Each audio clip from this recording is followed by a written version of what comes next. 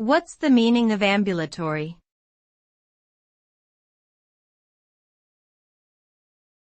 Ambulatory.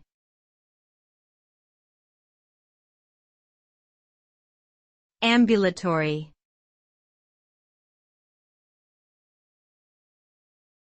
Ambulatory.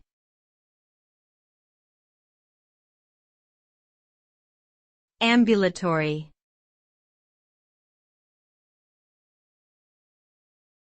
Ambulatory.